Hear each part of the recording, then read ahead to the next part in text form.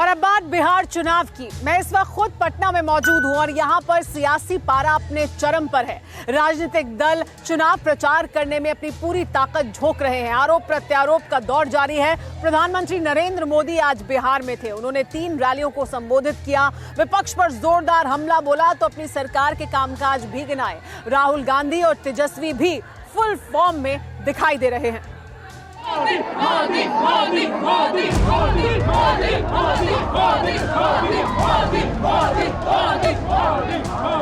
चाणक्य की धरती पर कुछ यूं उतरे सियासत के सिद्ध साधक और बदल गया सियासी माहौल बिहार का। बिहार विधानसभा के चुनाव में पहली बार पहुंचे थे हिंदुस्तान के प्रधान अपनों के लिए वोट मांगने। सबसे पहले पहुंचे सासाराम, जहां से उन्होंने बिहार की जनता को प्रणाम किया। सासाराम के बाद गया पहुंचे और फिर आखिरी रैली की भागलपुर में। बिहार में फिर से एनडीए को सत्ता दिलाने के लिए प्रधानमंत्री मोदी ने केंद्र और राज्य सरकारों के काम गिनाए। फिर जिक्र किया उस गलवान कांड का जिसमें बिहार के वीरों ने प्राण की आहुति दी थी।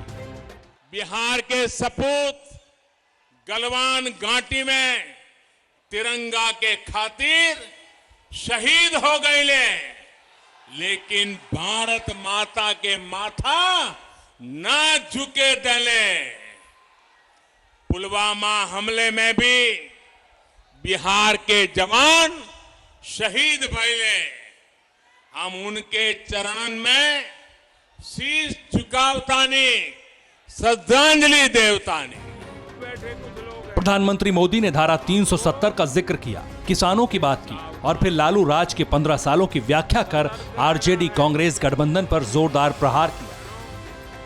एनडीए के विरोध में इन लोगों ने मिलकर जो पिटारा बनाया है, जिसे ये लोग महागठबंधन कहते हैं, उसकी रग रग से बिहार का एक एक नागरिक वाकिफ है। इन लोगों का मॉडल रहा है बिहार को बीमार और लाचार बनाना। प्रधानमंत्री नरेंद्र मोदी ने रामविलास पासवान का नाम लिया, लेकिन चिराग का केंद्र सरकार के प्रति वफादारी और खुद को मोदी को लेकर ईमानदारी पर कुछ नहीं बोले। मोदी की ये चुप्पी कई सियासी संकेतों को और मजबूत कर गई। नीतीश कुमार पर इसका असर दिख रहा था। बिहार के मुख्यमंत्री केंद्र सरकार के काम गिना रहे थे। 10 मिनट में 9 बार फिर से मौका मांगते दिखे। आप लोगों ने जो काम करने का मौका दिया, हम लोगों को एनडीए को काम करने का मौका दिया है।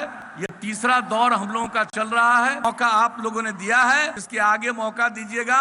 अगर आगे मौका दीजिएगा, अगर हम लोगों को आगे काम करने का मौका दिया, अगली बार मौका मिलेगा तो आगे मौका दीजिएगा, हम लोग काम करेंगे। अगर आप आगे मौका दीजिएगा। जब मोदी और नीतीश की जोड़ी बिहार की बाजी को अपने नाम की स्वीकारोक्ति देने के लिए मैदान में थी, उसी वक्त राहुल गांधी भी बिहार में ही थे।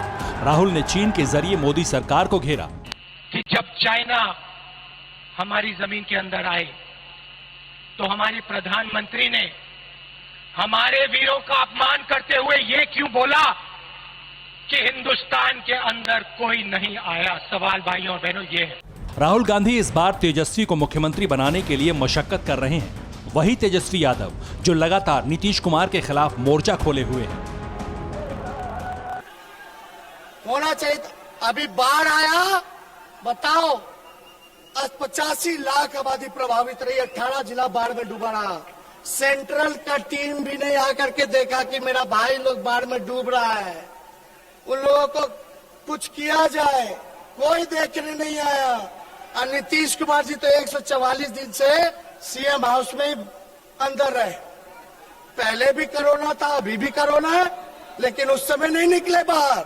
अभी निकल रहे। वोट चाहिए, कुर्सी चाहिए तो निकलत रहे, वोट मांगत रहे।